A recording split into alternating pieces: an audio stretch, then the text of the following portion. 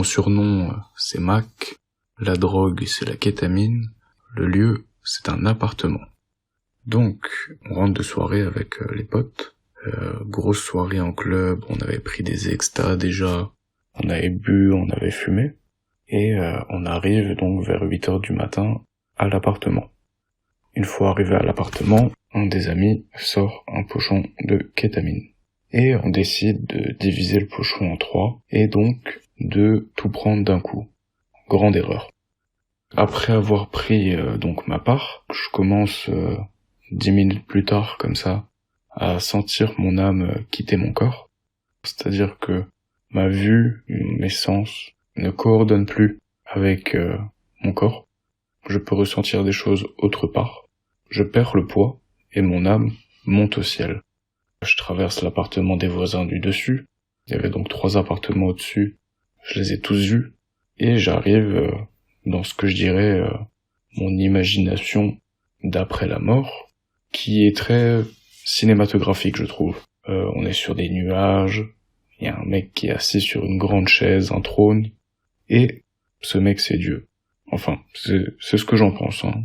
Libre à chacun de penser ce qu'il souhaite. En plus, il était vraiment dans le style des films. Donc c'était le petit vieux avec des cheveux longs, blancs et tout, la totale. Donc ce mec ne me dit rien. Il ouvre une porte. Je passe dans la porte, et là je vois d'un point de vue extérieur la salle dans laquelle est mon corps. Je vois cette salle 99 fois en même temps, avec à chaque fois des choses différentes qui se passent. Donc en même temps, je me suis vu mourir, je me suis vu partir à l'hôpital, je me suis vu en train de faire la fête, je me suis vu faire plein de choses.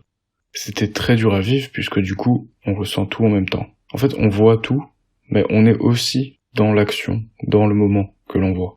Et c'est extrêmement complexe à gérer. Et voilà. J'explose sous le flot d'émotions, comme si tout d'un coup, tout s'arrête parce que tout va mal.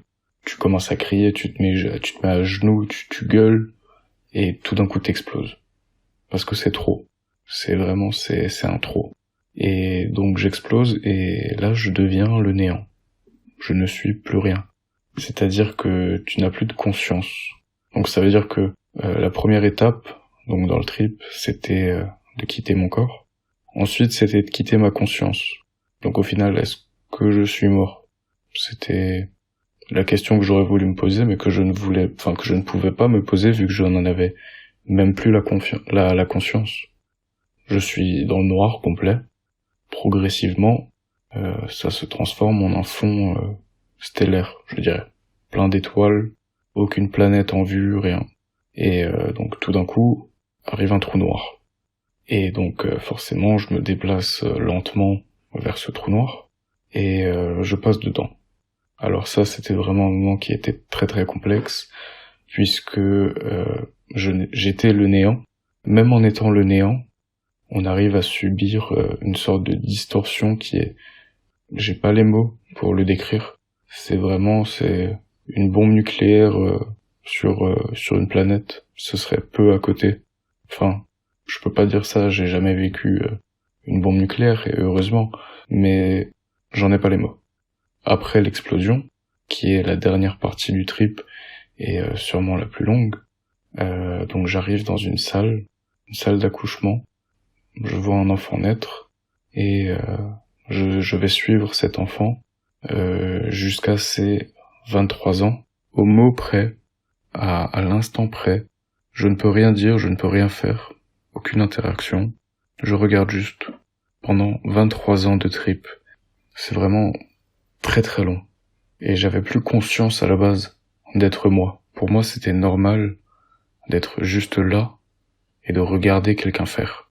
Au bout de ces 23 ans, qui ont été plus ou moins ennuyants, qui ont été plus ou moins longs, palpitants, décevants, eh bien, il se trouve que cet enfant, au final, ce jeune adulte, va à une soirée, consomme des extasies, le lendemain se retrouve en appart à prendre beaucoup de kétamine.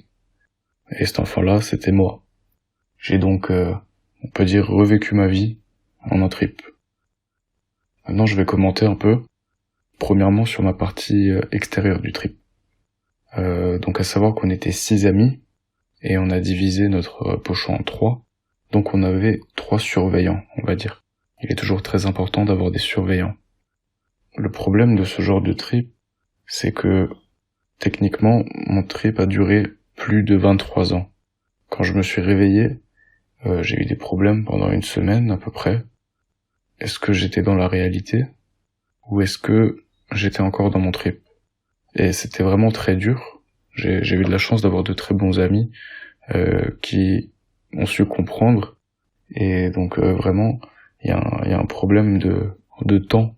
J'ai pas avancé dans le temps, j'ai pas reculé. J'en ai vécu 23 en 4 heures à peu près.